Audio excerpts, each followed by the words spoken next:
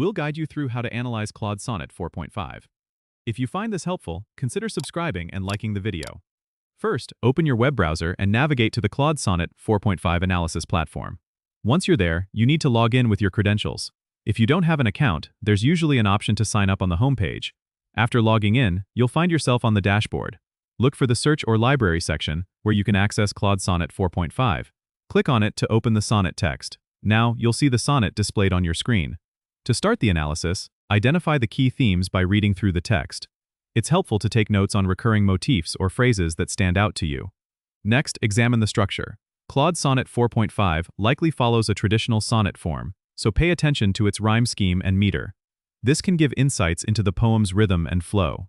Then, focus on literary devices. Look for metaphors, similes, and other figures of speech that Claude uses.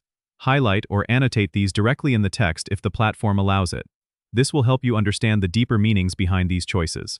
Additionally, consider the historical and personal context of the sonnet. Knowing when and why Claude wrote it can add layers to your interpretation. Many platforms include a context section with historical background, so check that out if available. Lastly, summarize your findings. The platform might have a feature to compile your notes and thoughts, or you can use a separate document to organize your analysis. Once you've completed your analysis, you can often share it or save it for further reference. Remember, the key to a good analysis is not just identifying elements, but understanding how they work together to convey the poem's message. Don't forget to subscribe and comment if this helped you out.